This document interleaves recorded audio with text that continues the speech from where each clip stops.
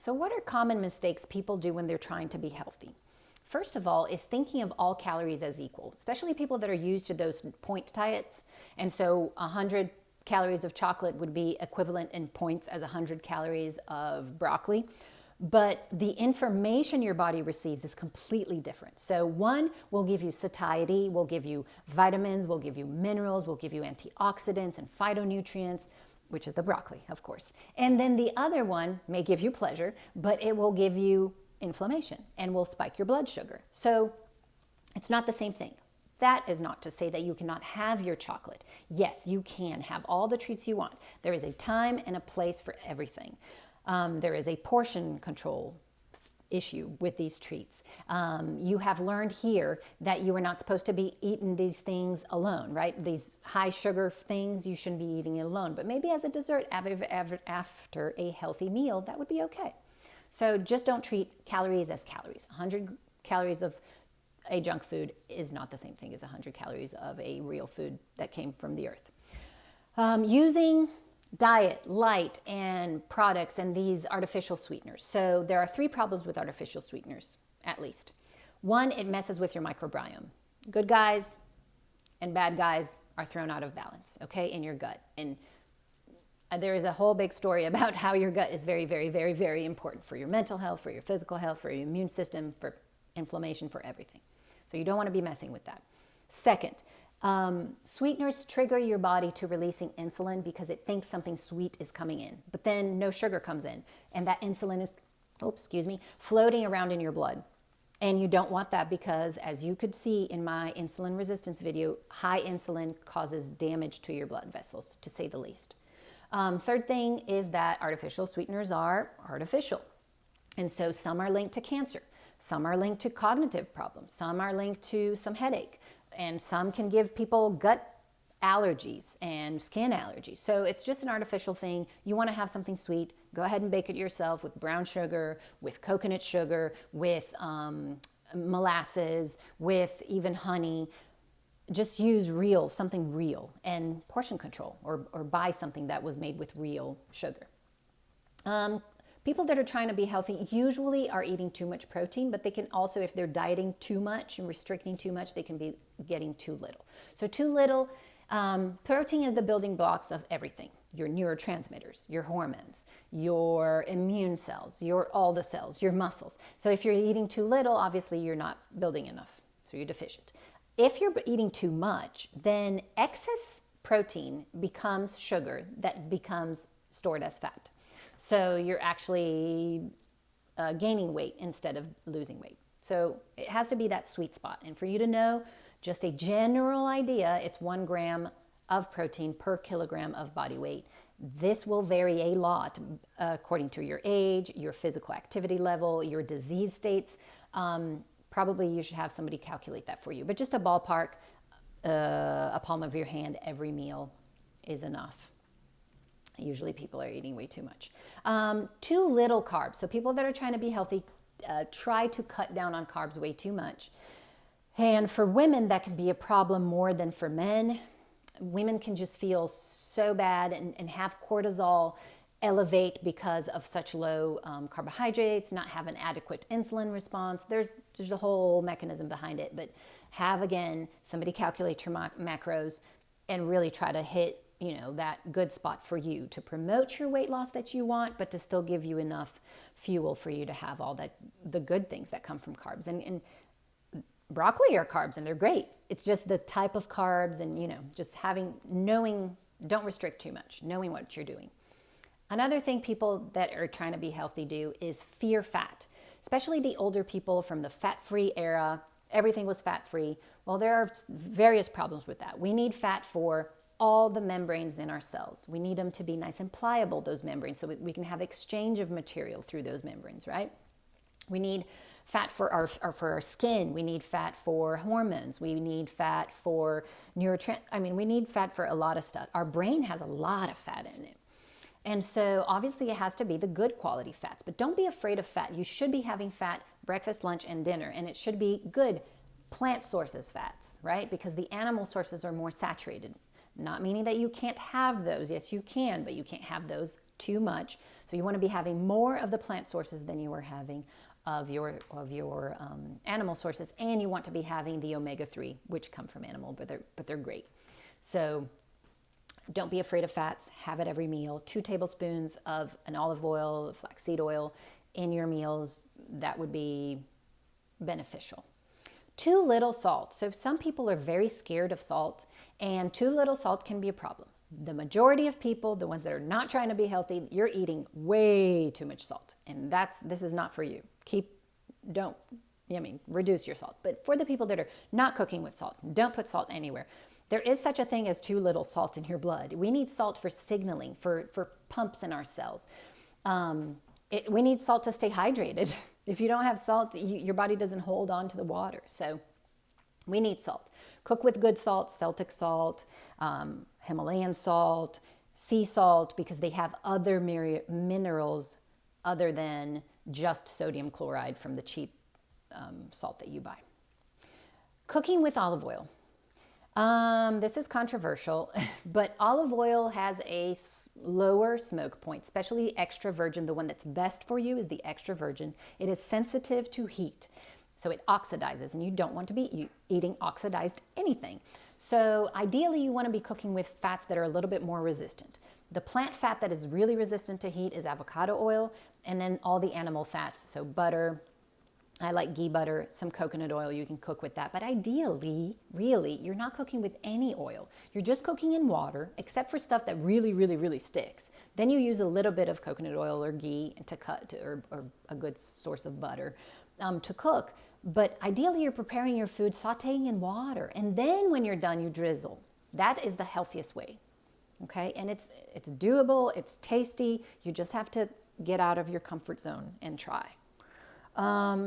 Eating always the same thing. So people that are healthy, trying to be healthy, they meal prep, right? Most of them meal prep, and they're doing chicken, sweet potatoes, and broccoli for the whole week. Well, these are great foods, excellent. But if you're only eating chicken, sweet potatoes, and broccoli, you're only giving what chicken, sweet potatoes, and broccoli provide. So you're missing out in other pigments, in other vitamins, in other minerals, and other types of amino acids. So if you want a meal prep, that's great, but then you do a lot and mix it in, like alternate. You do Sunday, you'll do turkey and, I don't know, yucca root and some other vegetable. And then you don't eat that for the whole week, okay? You alternate with something else. What else? Drinking your calories. Be careful with natural juices. Even if you yourself squeezed an orange, how many oranges go in a cup of orange juice? About 5 or 4? Do you eat 4 oranges? No, you don't. So when you juice stuff, and juicing can be great if you're doing vegetables more than fruit, but if you're juicing stuff, you're extracting a lot of the sugar. It can have a purpose for a few days, for some strategies, but it's not something you want to be doing all the time. You're extracting just the sugar from the fruit, and you're lacking the fiber. The fiber is what slows down that absorption of sugar. Remember, we don't want sugar to be absorbed very fast because we don't want insulin to be spiking very fast. Careful with those teas that you're trying to be healthy and you're buying iced tea, and this is great. They're marketing for you. So don't always believe what's on the thing. Turn it around and read the ingredient. If your iced tea has anything else than water and tea, it ain't good for you. So if it has the sweetener, if it has the artificial flavoring and the artificial coloring and this and the thickener and the blah, blah, stay away from it. Brew your own tea. You'll be fine. So obviously this goes for diet sodas and sodas in general. I guess nobody that's trying to be healthy will be drinking soda, not with a frequency anyway. Those specialty coffees, those are loaded with stuff. Look at your iced coffee. If it doesn't say coffee and water, you don't want it if you're trying to be healthy. Obviously, the ones that you blend and you didn't juice, so you're drinking the fiber, so you're making a smoothie at home, that's fine, okay? If you are making it and you put whatever you want in there. Gluten-free products, it's not a free-for-all. People think, oh, it's gluten-free. It's healthy. Gluten-free is for people that are celiac or have a gluten sensitivity, okay? But it's still a processed product. A cake is a cake is a cake. A cookie is a cookie is a cookie. So it'll still be raising your blood sugar. It'll still be giving you sometimes artificial stuff that you don't want to be consuming too much. It's still a treat, okay? Treat it as a treat. Careful with a lot of grains. Grains are healthy. They are great, but we don't want to be having a lot of it. One, because of the starchy carbohydrate content, but two, because it can be a little harsh on your gut. So even oatmeal, it really spikes blood sugar for most people. Careful how you prepare that. Put some protein in it. Put some fat in it. Soy products substitute, especially for the vegetarian healthy to bees there. They are very processed. These soy products that are texturized, protein, looking like a beef, la la la. You want to be having soy that is organic and fermented. So fermented soy products off the top of my head are miso, natto, and tempeh, but there are other ones. Careful with your vegetable milk. It is great that you're trying to substitute real milk for plant-based milks, but if your milk does not say almonds and water, walnuts and water, cashews and water, maybe some salt, that would be fine. Anything else with gums and thickeners, that is crap. Some of them are less crappy than others, but still artificial. If you can, buy the one in it. There are brands out there. They're just more expensive. And you can make it yourself. It's very easy. Just blend it with water and strain it. Sweeteners we talk about. Careful with lact-free products. So lactose-free does not exist. The cow has milk with lactose. There is no way to remove lactose. What they do is they put an enzyme that breaks down the lactose in its two components, okay? Glucose and galactose. So you're not having the lactose as the molecule, you're having it broken down.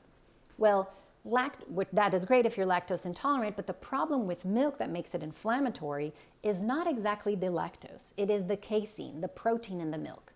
So lact-free products will still have casein, will still be inflammatory, okay? So not a lot of that. It's not a free-for-all again.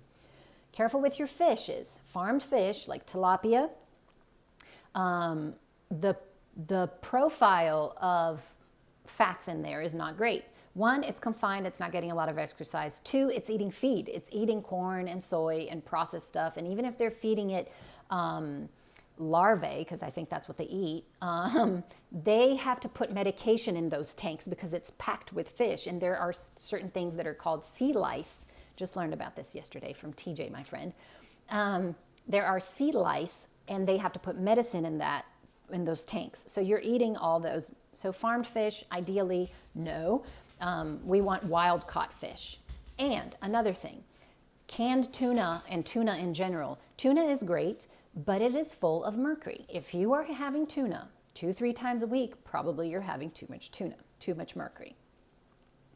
Eating every 3 hours. Some people think, and this was actually taught before, that you have to eat every 3 hours so that you keep your metabolism functioning.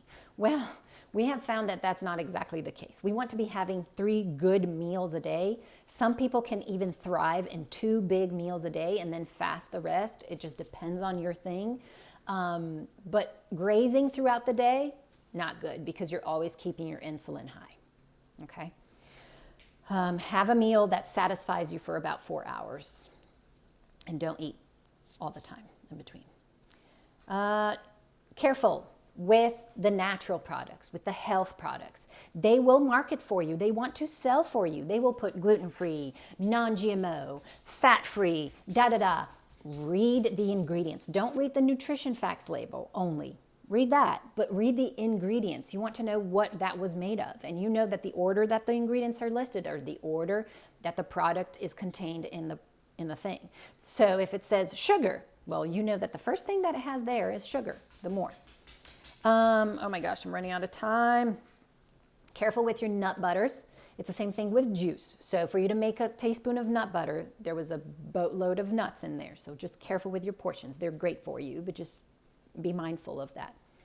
Don't leave the house without a snack, because if you get hungry, you want to grab what? Carbs. You want carbs and fat when you're hungry. You want a donut, right? So take jerky, take baby carrots, take hummus, take whole fruits, take nuts, take seeds in your purse. Careful with your granola bars. Read the ingredients. They're usually full of sugar and carbs, okay? The last thing I want to say is be careful with how you prep stuff. So healthy people want to grill everything. You just want to grill because it has no fat. Well, if you're grilling all your veggies and your chicken and your fish and your meat and your burger, you're getting a lot of ages. And I don't have time to explain what that is, but there's a video on it.